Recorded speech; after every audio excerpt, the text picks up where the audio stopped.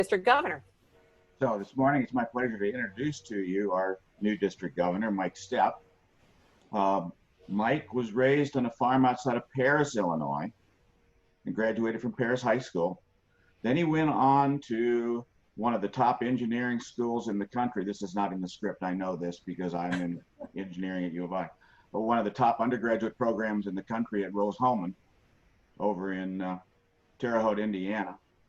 Got his Bachelor of Science in Chemical Engineering, and then went on to EIU for MBA. Worked for a petrochemical company for almost 40 years in management all over the Midwest.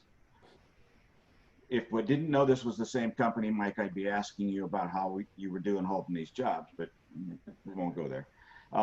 Rotary started in 1995 in Morris, Illinois. Then Jackson, Tennessee, then Tuscola. And the script says, and I believe this, that was when he became a Rotarian and understood, was when he was in the Tuscola Rotary Club. Then he came full circle. When he retired, came back to Paris and joined the Paris Rotary Club. And as frequently happens, some of you know this personally, the newbie with some experience all of a sudden is president-elect. And then he spent 2 years as president of the Paris Club, was involved with their Interact Club and the new at the high school. Went to RLI, did the assistant governor thing, and now he is our district governor. When he has spare time, he volunteers at Paris First United Methodist, and he's been married to Denise for 46 years. He already mentioned he has 7 grandkids, 2 children who are both married and just having a great time with the grandkids, I assume, because I've only got 1, so I'm kind of jealous. So I introduce to you District Governor Mike Stepp. Well, thank you, Mike. Appreciate that introduction. Good morning, everyone. It's great to be with you here this early morning on for your breakfast meeting, and I do have my coffee cup, so I'm in good shape right now. So, want to thank all of you for what you do for Rotary. You and all the Rotarians around the world just exemplify what service above self motto. You know, I can't believe how things have changed in the last few weeks, couple months here.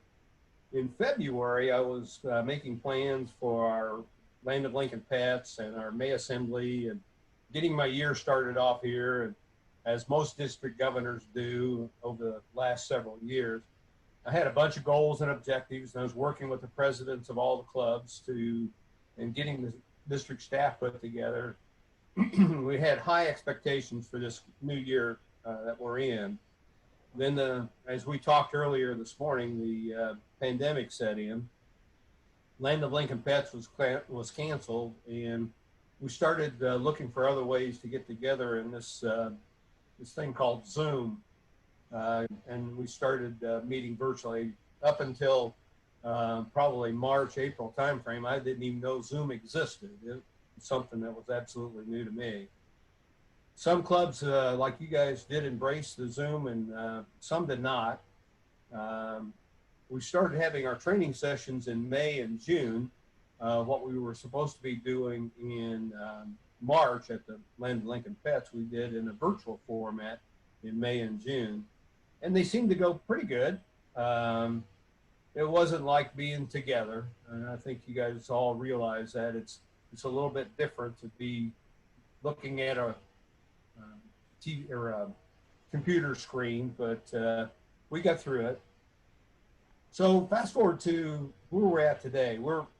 There's probably 75–80% of the clubs in the district that are actually meeting in some format. Some have started meeting face-to-face, some of the smaller clubs that they can actually get together and social distance. And so some of them have started meeting face-to-face. Some of the larger clubs are still meeting in a virtual format. As I mentioned earlier, I probably have about half of them are meeting, or maybe less are meeting face-to-face. I've met 2 clubs face-to-face, one of them being the Paris Club, of course. And then the other one was Vandalia. And then this will be the 3rd Zoom meeting. And then, as I mentioned earlier, I think some of the clubs are doing like what they call a hybrid format, where there's a group that's getting together that can socially distance, and then they also tie into Zoom to reconnect with those individuals who don't feel comfortable in coming to the meetings. And I know Decatur's doing that, and then Danville Sunrise is doing that. And one of the cool things with the Danville Club is when they started meeting via Zoom earlier in the year, they actually reconnected with some individuals who had actually left the area. They were either snowbirds or moved out of the area, went down to Arizona, and they found out they were back on meeting on Zoom, and so they were able to get together on Zoom. And so I think, at least in the Danville Sunrise Club, they're looking at maintaining some type of a hybrid format going forward, so they can continue to connect with those individuals that had left the area. So that's kind of neat. We're continually looking at what that new norm for our clubs in our district are going forward. So going forward in the new Rotary year, our theme for 2021 is Rotary Opens Opportunities. That's a Rotary International theme. And if I don't know, Mary, if you were involved in our installation program on June 28th, but our theme for that was country. We were going to do the installation at a barn north of Paris here, just a few miles north of my house. And we had kind of picked a country theme for that. And so we were looking at doing country roads and the roads leading to opportunities, doors opening into opportunities. So we had our program was set up where we had 2 sets of 3 doors, so 6 areas of focus for Rotary, and we had roads that were leading to those different areas of focus. Well, as it turns out, the end of June, Rotary International announced that there was actually, they started a 7th area of focus, and that's the environment. So our 6 doors opening to opportunities now went to 7. So it didn't work out quite the way we had originally planned, but it worked out pretty well. So we were talking about these country roads leading to each one of these areas of opportunities or areas of focus. And so there's a road that leads to promoting peace, where Rotary encourages conversations to foster understanding within and across cultures. We had a country road leading to fighting disease, where we educate and equip communities to stop the spread of life-threatening diseases like polio and HIV, AIDS, and malaria. And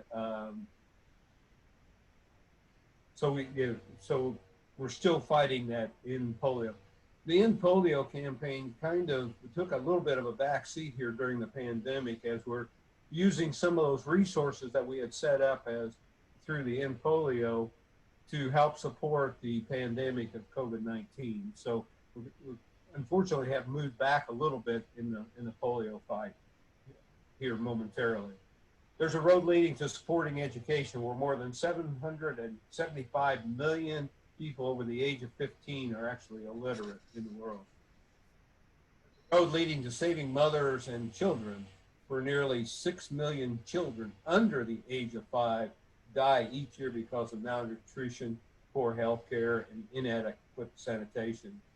There's a road leading to providing clean water, sanitation, and hygiene, where we support local solutions to bring clean water, sanitation, hygiene to more than people today. And there's a country road leading to growing local economies, where we carry out service projects that enhance economic and community development and create opportunities for decent and productive work for young and old.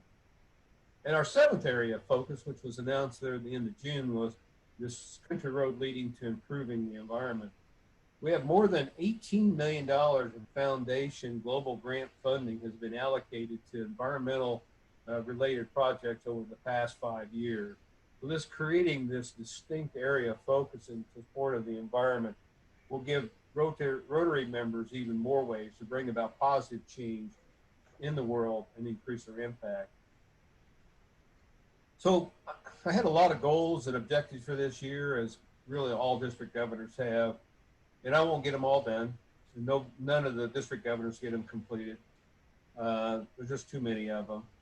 But what I do have are some overall guiding principles I want to follow during this year, not only for the clubs but also for the district. And I think you guys embody the first one, and that's I want the clubs and districts. We need to have fun. I have heard this from several of the Rotary International senior leaders, and we want to make sure that what we do, we have fun. And I'm going to put that social on my calendar for. I think I've got something else going on July 30th, but I'm going to put it on my calendar. I'm going to try and make it up to Rick's and Brewery and maybe socially distancedly meet you all. The second kind of focus area is we want to be family friendly. And Mary had mentioned that. Bring your family, bring your kids, bring your relatives, whatever. Bring them to Riggs.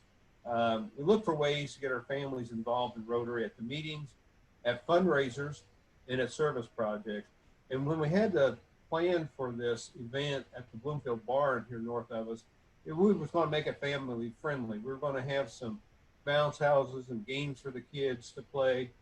There was some, we had set aside some time for a mechanical bull because it's kind of a country theme. So we were going to have a mechanical bull there, and the DG line was going to ride the mechanical bull. Hopefully our insurance was paid up.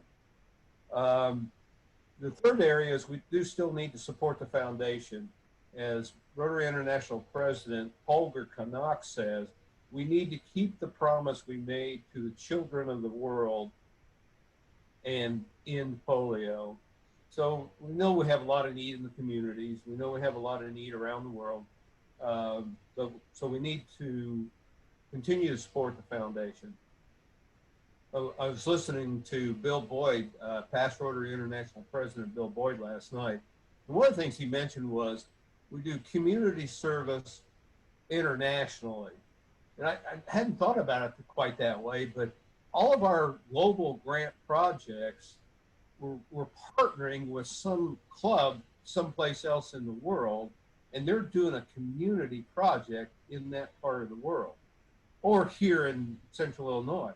So we're actually doing community service internationally. That was kind of a neat concept to kind of think of it in that regards.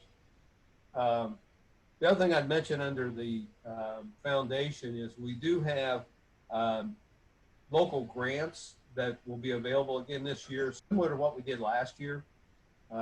It'd be up to $2,000. The form for the local grant is is on the district website, and it needs to be submitted to Ray by September 1st, and that's all on the form.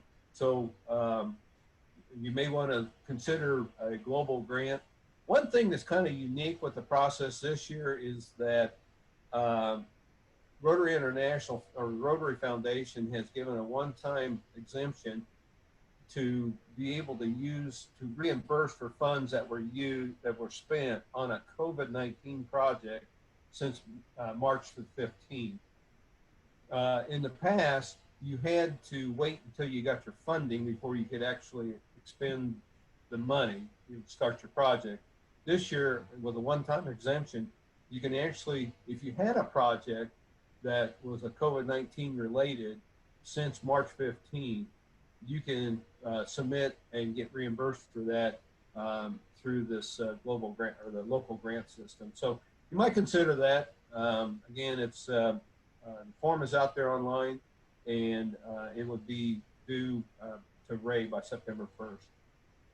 And then the fourth thing that I wanted to do for the district and the clubs is leadership training. We need to train our Rotary leadership, both of us in the clubs and around the district. We do have a new district trainer, and she's looking forward to providing training for the leadership around our district. I was going to mention there's 4 priorities that Holger Knox wanted to pass along to all the clubs. First on that is the district will be actively working on creating new innovative club models. We'll need support from all the clubs and throughout the district to help us expand our reach by potentially creating a satellite club or by forming community-based Rotaract club. And we actually had an innovative club workshop last week. There's about six or seven of us on the call, and we'll be looking at ways to create innovative clubs around the district. Something we had talked about is, potentially a club at the VA hospital system over in Danville.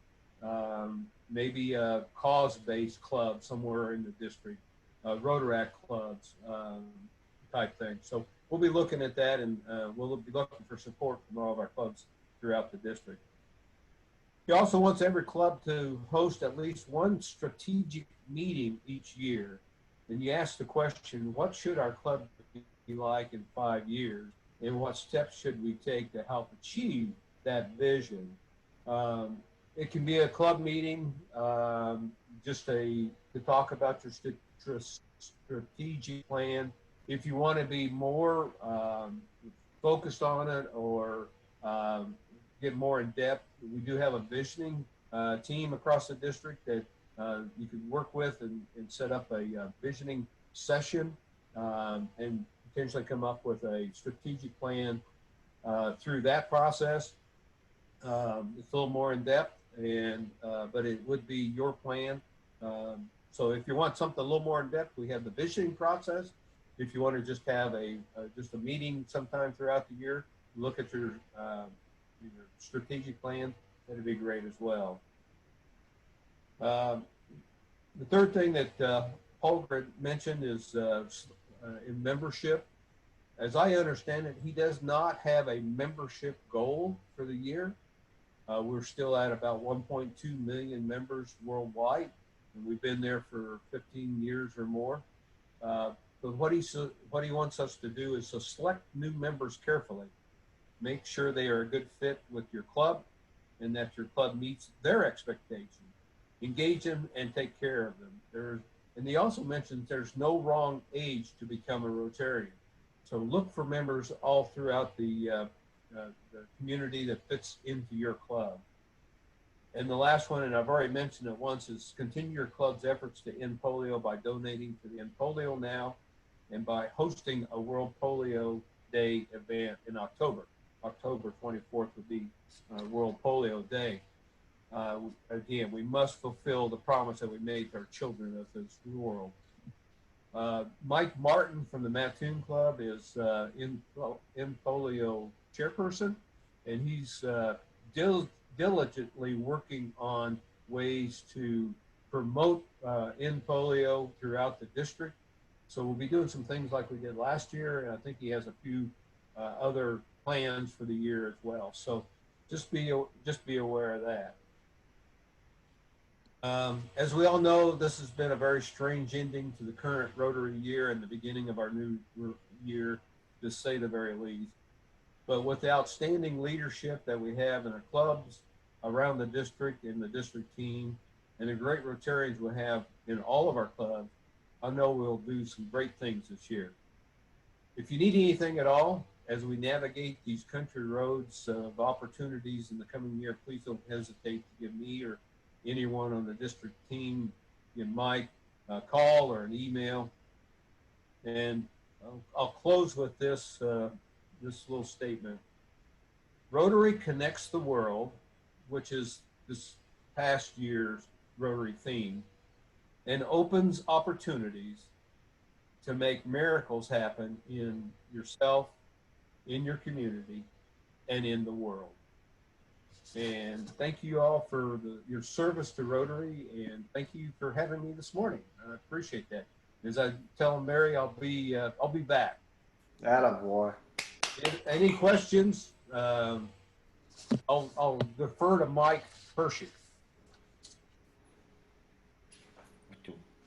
Well, actually, I had a question real quick. I have heard by the rumor that the grant went through, in our case, Phyllis had done a grant, an extra grant for food as medicine. And I'm hearing that it went through, but I haven't heard anything official. That is correct, Mary. We did get approval and for the disaster relief fund, and that was $25,000 that came into the district to support COVID-19 projects. And I know there were certain clubs, and yours being one, that had applied for a portion of that 25,000. I'm not sure if the funds have actually come into our checking account yet, but as soon as they do, we'll be sending those checks out to the individual clubs that had applied for that. There was about $17,500-ish of that 25,000 that we will divide up amongst the food banks that cover the district. And so there's about not quite around $5,800 that will be going to the 3 different food banks we have in the district. Eastern Illinois Food Bank would be about $5,800. I think Midwest Food Bank, and then I think the third one is Central Illinois Food Bank. I'm not 100% sure. Julie Dobsky is coordinating the efforts to to get those funds sent out to the food banks and sent out to the clubs. She's putting together all the paperwork and announcements and so forth. So you should be getting it fairly soon, I would hope. But yes, Great. we did Thank get you. that. And we were kind of almost giving up hope on it because it'd been so long ago.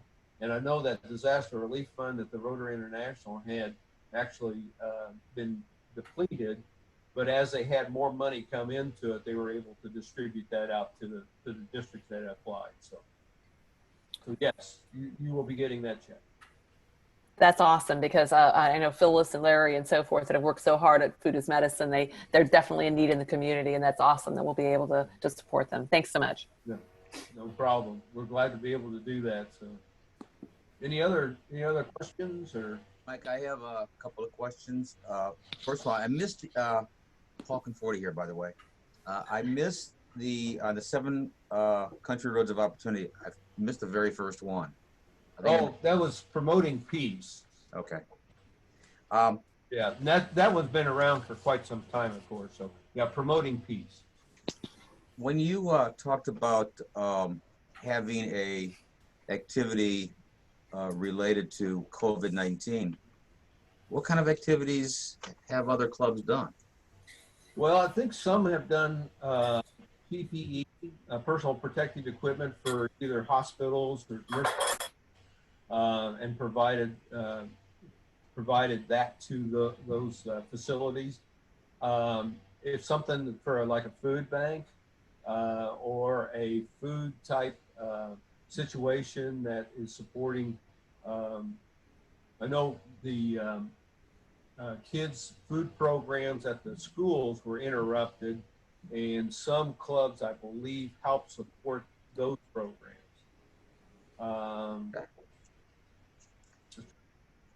Those are the 2 that I'm thinking of that might have. I know when I was at Vandalia, they were talking about the schools going back to school. There's a significant amount of PPE that the schools are going to have to purchase to be able to support kids coming into the school. I think my sister was saying like $1.2 million in one of the school systems just to provide for the cleaning supplies and the PPE and so forth. And so if there's a project to work with the schools to help support them in being able to get the kids back into classes in a safe manner, that might work as well. I think your ingenuity and your would be great. Come up with, we should be able to work with that. Okay. Anything else?